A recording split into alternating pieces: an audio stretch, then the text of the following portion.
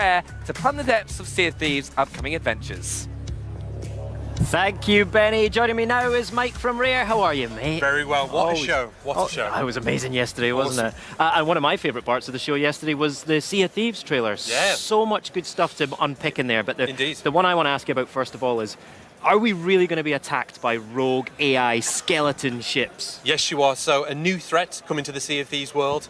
So you're out there on your adventures and now you'll be coming across galleons crewed by skeletons. Nice. So imagine all that gameplay that we had in the Hungering Deep of crews working together to take down this threat. Now you're going to have that awesome pirate fantasy moment of firing a broadside, but now you're attacking these skeleton ships, boarding them, fighting skeletons on the deck, maybe sneaky downstairs with a sneaky gunpowder keg and blowing them up from the inside. Nice, yeah. All of those strategies, so much richer now with the skeleton ships. And it must have been amazing for you and the team to see the way that people are coming together to play Sea of Thieves. Is this going to be another way for pirates to band together and take on this new adversary? Yeah, I think that social heart of Sea of Thieves has always been important to us. Like ways that, like a new take on multiplayer where we bring in players together in new and interesting ways. You'll see us keep doing that and hopefully keep surprising players as well with what we do. Absolutely, because I mean, when I think of the game, it's like a collection of amazing toys in this wonderful world. Yes. And you're letting the players do what they want with them, right? Like if we talk about like Cursed Sails, what kind of new toys are you giving to players? Yeah, so another element we're bringing in addition to the ships is this cursed cannonballs. Okay. Not cannibals, I'm not going to eat you. Oh God, they sound worse. This fantastical take on the cannonball.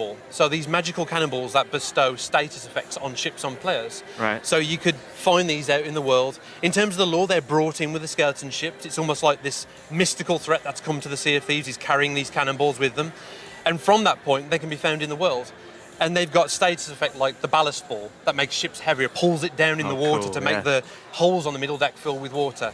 Cannonballs that cut out voice communications, cannonballs that might make you play in them up, make the other crew dance on board their ship, but these cool status effect that will add this whole new dimension to encounters between player ships. And when you find them in the world, you don't know what other players have, right? So it adds this extra layer of strategy to encounters. You can use them against skeleton ships, and of course you can use them against each other. All right, amazing. Now, Forsaken Shores is a little bit further off. It's coming later this September, summer, right? What can you confirm for us now? Like, what details can you... Yeah, so what I love about this is that players have been asking for, we want an expanded world.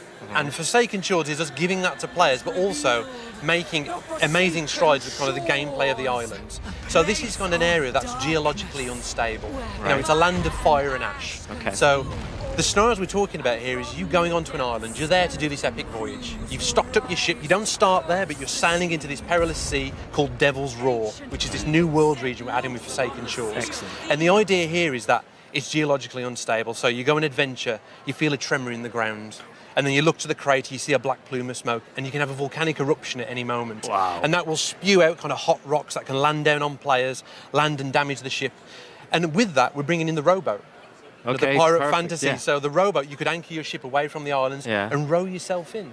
Nice. It's a great example of us bringing tools into the world that you can then enrich the entire game. So now if you're a solo player, you can take the rowboat ashore, put all your chests on board and row back to the ship in one go. Excellent. So we're celebrating it, content like that as part of Forsaken Shores, but it's going to enrich the whole game. Excellent. But it's going to be great. That's one of the things I loved about your trailer yesterday was you had kind of embedded all these little details into that trailer. I mean, it's supposed to be fun doing that with your community, right? It is. I mean, we're like, there's so many things in that you could blink if you miss it kind of moment. So before Forsaken Shores with Cursed Sails, we're also bringing in the Brigantine, which is another kind of ship type that players have been asking for. Right. So this is a ship tailor-made, designed from the ground up for 3 players.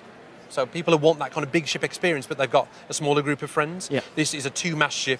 Feels like a big ship, but you can have this awesome ship that's tailor-made for you. Okay, so we've got Cursed Sails and Forsaken Shores coming later this summer. So Cursed Sails is July, we've got Forsaken Shores in September, and then the Hungering Deep team, who've just finished with that update, they're already on what's coming after Forsaken Shores. And we're doing another 2 content updates beyond that, and more next year. Mate, you lot are busy. We are busy, and then we're doing weekly events in between. Totally. So it's this constant kind of rhythm of content that we're adding to the game. And tell us about campaigns as well. What's your approach to that down the line? Because that's happening as well, right? Absolutely. So players have seen the start of this with the Hungering Deep when, you know, our approach is not just about adding mechanic X, mechanic Y, adding some patch notes. It's about celebrating the content as part of a story.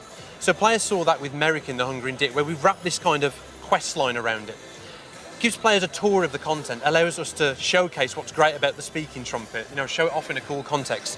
Players will see that again in Cursed Sails. There'll be a reason that skeleton ships have entered the world. There'll be a cool little quest type to be introduced to the Cursed Cannonballs, and the same with Forsaken Shores. That's the Sea of Thieves approach of adding content to the world, not just throwing it in there. It's about celebrating and showcasing it as part of these unique quests. Amazing, Mike. Always good to see you, and amazing Likewise. to see the whole Rare team out here. You know, I live Yeah. out here now, so it's nice for when you come out here and we can hang out together at it's E3. awesome. Thank you so much, and have a Thank great you. E3, mate. Thank you very much. So, Sea of Thieves is one of the many great games that you can download right now if you're a subscriber to Xbox Game Pass, and the lineup just got bigger this week. Let's send over to Jeff for more. Thank you so much, Graham. That's right. This week was full of great news about Xbox Game Pass. In fact,